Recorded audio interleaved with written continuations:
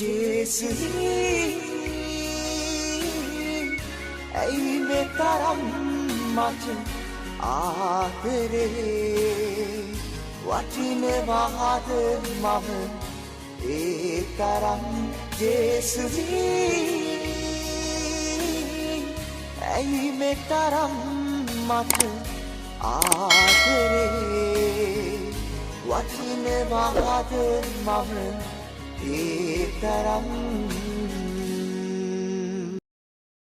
ක්‍රිස්තුමන් තුළ මා ප්‍රේමවන්ත සහෝදර සහෝදරියනි, අද ජූලි මාසේ 17 වෙනිදා සිකුරාදා දවසයි. ස්වාමින් වහන්සේ අද ඔබට මට සුදු මතයතුමාගේ සුවිශේෂයෙන් ආරාධනා කරන්නේ අපගේ හදවත් වලට ඒ හදවත් ස්පර්ශ කරන පණිවිඩයක් තුළනේ. අපි බොහෝ වෙලාවට ඉතා ඉක්මනින් අන් අයව විනිශ්චය කරන්නට පෙළඹෙනවා. අපි දකින දේ, අපි අහන දේ හෝ වෙනත් අය කියන දේවල් මත පදනම් වෙලා අනිත් අයගේ ජීවිත පිළිබඳ තීරණ අපි ගන්නවා. නමුත් ජේසුස් වහන්සේ අද අපිට සිහිපත් කරන්නේ මම යාග පූජාවට නොව දයානුකම්පාවට කැමැත්තෙමි කියලා. මේක අපේ ජීවිතවලට ලොකු අභියෝගයක්. නීතියෙන් විනිශ්චය කිරීම පහසුයි. දයාවෙන් වැළඳ ගැනීම තමයි ක්‍රිස්තියානි කැඳවීම කියන්නේ. දෙවියන් වහන්සේ අපට අසීමිතව දයාව පෙන්වනකොට අපිත් ඒ දයාව අන් අය වෙත ගෙන යන්නට ඕන. අපගේ පවුල්වල, සේවා ස්ථානවල, සමාජයේ, දේවස්ථාන තුළ විනිශ්චයට වඩා අවබෝධයක්, චෝදනාවට වඩා සමාවත්, දැඩි භාවයට වඩා කරුණාවත් අපි තෝරා ගන්න යුගයක අපි අද ඉන්නේ. අපගේ වචන තුළින්, ක්‍රියා සහ ජීවිතය තුළින් අන් අයට ක්‍රිස්තුස් වහන්සේ වෙත ළඟා වෙන්න මාර්ගය අද අපි විවෘත කරන්නට ඕන.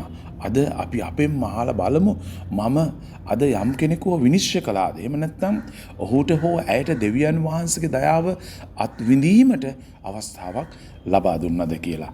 අද අතපසු කළ අවස්ථාවන්, සත්‍ය දැන දැනත් ආදරෙන් ක්‍රියා නොකරපු අවස්ථාවන්, දයාව වෙනුවට විනිශ්චය තෝරාගත් අවස්ථාවන් වෙනුවෙන් අපි පසුතැවෙමු. ස්වාමින් වහන්සේගේ සමාවත් දයාවත් අපි ඉල්ලා සිටිමු. මොකද අපිට අවශ්‍ය උන්වහන්සේ වගේ වෙන්න, උන්වහන්සේගේ ස්වරූපය දරන්නන් වෙන්න, උන්වහන්සේගේ සාක්ෂිකරුවෙක් වෙන්න, උන්වහන්සේගේ ආදරය දිනාගත් ප්‍රියතම ගෝලයෙක් වෙන්න. එහෙමනම් අද අපි යාඥා කරමු, උන්වහන්සේ මට දක්වන දයාව මම මගේ ජීවිතය තුළින් අනිත් අයට කොහොමද අරගෙන යන්නේ? ලෝකයට ඒ දයාව ගෙන යන්නට මාව උපකරණයක් කරන්නට කියලා. ඒ වගේම මාව විනිශ්චයකාරයෙක් කරනවට වඩා උන්වහන්සේගේ ප්‍රේමයෙන්, දයාවෙන්, අනුකම්පාවෙන්, ආදරයෙන්, සමාව දීමෙන් පිරිච්ච හදවතක් එක්ක ලෝකයට ගිහිල්ලා සාක්ෂිකරුවෙක් බවට පත් වෙන්න, ස්වාමින් වහන්සේගේ ස්වරූපය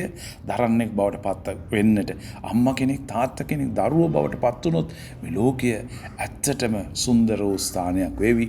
අපි හැමෝටම උන්වහන්සේගේ ආදරය තුල ජීවත් වෙන්න. ඒ වරප්‍රසාදය, ඒ ලෝකය අපේ ජීවිතවලට අපිට අවශ්‍යමයි. ඒ නිසා අද අපි යාඥා කරමු, දෙවියන් වහන්සේගේ අති අමිලු ප්‍රේමී කොටස්කරුවන් බවට පත් වෙන්නට අපි හැමෝටම වරම් ලැබෙන්නට කියලා. ආමේන්.